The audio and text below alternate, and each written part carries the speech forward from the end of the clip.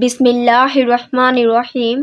آج کی یہ سٹوری جو کہ ایک لڑکا خود اپنے منہ زبانی اپنے بچپن کا واقعہ سناتا ہے کہ جب میں اسکول جاتا تھا اور شام میں ٹیوشن جاتا تھا، میرا گزر قبرستان کے پاس سے ہوتا تھا۔ واپس آتے مجھے رات ہو جاتی۔ میرے پاس سائیکل ہوتی تھی اور میں سائیکل پر ہی ٹیوشن جایا کرتا۔ اس قبرستان سے میرا گزر تو ہوتا مگر مجھے بہت ڈر بھی لگتا تھا۔ میری والدہ کہتی، جب بھی وہاں سے گزرو تو سلام کر دیا کرو اور آیت الکرسی پڑھ لیا کرو، چونکہ میں ہمیشہ طہارت کی حالت میں ہی رہتا۔ ایک دن میں ٹیوشن جاتا ہوں، نہ جانے میں کس ٹینشن میں تھا اور مجھے لگتا ہے کہ مجھے کسی نے آواز دی۔ میں پیچھے منہ کر کے دیکھتا، مجھے کوئی نظر نہیں آتا کیونکہ وہ ایک طویل قبرستان تھا۔ وہ روڈ سنسان پڑا تھا، وہاں اور کوئی نہیں تھا۔ وہ آواز سنتے ہی میرا جسم لرز گیا۔ تھوڑا آگے جانے پر مجھے پھر آواز آتی ہے، میرا نام کوئی پکار رہا تھا۔ میں پھر سے پیچھے مڑ کے دیکھتا ہوں، مجھے مگر کوئی نظر نہیں آتا۔ میری اب اتنی ہمت نہیں تھی کہ میں اور سائیکل چلاؤں، لیکن میں پھر بھی ڈرتا ڈراتا سائیکل چلانا شروع ہو جاتا ہوں، کیونکہ کہاوت ہے کہ کوئی مخلوق اگر آپ کو پیچھے سے آواز دے تو پیچھے مڑ کر نہیں دیکھنا چاہیے۔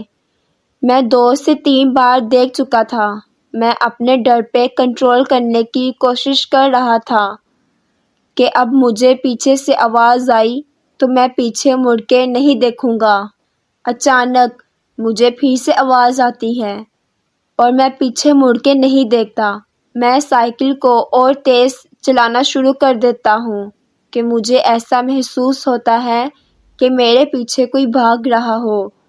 میں آیت الکرسی پڑھنا شروع کر دیتا ہوں اور سائیکل کو تیز کر دیتا ہوں۔ اچانک مجھے اپنی سائیکل پہ عجیب وزن محسوس ہوتا ہے کہ میری سائیکل اور تیز نہیں چل رہی اور آہستہ آہستہ سلو ہو رہی ہے۔ اپنی سائیکل کو تیز چلانے کی کوشش کر رہا تھا۔ وہ وزن میری سائیکل پہ بڑھتا چلا جا رہا تھا، جیسے کوئی میری سائیکل پہ پیچھے بیٹھ گیا کہ ایک ٹائم آتا ہے میری سائیکل رک جاتی اور میں پیچھے مڑ کے دیکھتا ہوں تو کوئی نہیں ہوتا۔ ڈر کی وہ کیفیت جو میں آپ سے بیان نہیں کر سکوں کہ شاید کوئی دل کا مریض ہو تو اسے ہارٹ اٹیک آ جائے۔ میرا دل اتنا تیز دھڑک رہا تھا کہ پھٹ کے باہر آ جائے۔ بہرحال میں اپنے ڈر پہ قابو کرتا ہوں اور میں پھر وہاں سے سائیکل چلاتا ہوں۔ میری سائیکل مجھ سے نہیں چل رہی کہ میں دیکھتا ہوں کہ کوئی قبرستان میں کھڑا کوئی خوفناک سی چیز اس کے پاؤں زمین پہ نہیں ہے۔ وہ ہوا میں اس کے سر پر ہوڈ ٹائپ کا بلیک کلر کا کوئی کپڑا پڑا ہے۔ وہ ہوا میں لہرا رہی تھی اور جیسے میرا انتظار کر رہی ہو کہ میں یہاں سے نکلوں تو پھر میرا پیچھا کرے۔ میں اتنی اونچی آواز میں آیت الکرسی پڑھنا شروع کر دیتا ہوں۔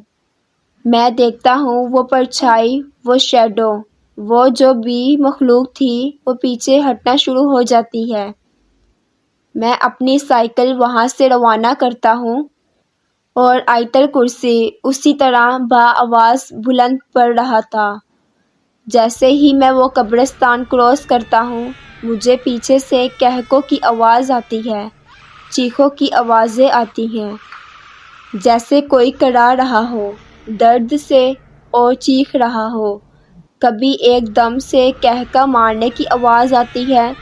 میں کچھ سمجھ نہیں پا رہا تھا۔ بہرحال مجھے اپنا وہاں سے نکلنا تھا۔ میں اتنا تیز اپنے گھر پہنچتا ہوں۔ میں گھر آتا ہوں، میری حالت بہت خراب تھی۔ گھر آتے ہی میں گھبرایا ہوا تھا۔ میری والدہ مجھ پہ قرآن آیت پڑھ کے پھونکتی ہے۔ سب لوگ میرے آس پاس جمع تھے۔ گھبراہٹ سے، ڈر سے میں انہیں کچھ بتا نہیں پا رہا تھا۔ کچھ دیر بعد میں کچھ نارمل ہوتا ہوں تو میں سب کو سب بتا دیتا ہوں کہ میرے ساتھ ایسا حادثہ ہوا۔ مجھے تیز بخار ہو چکا تھا۔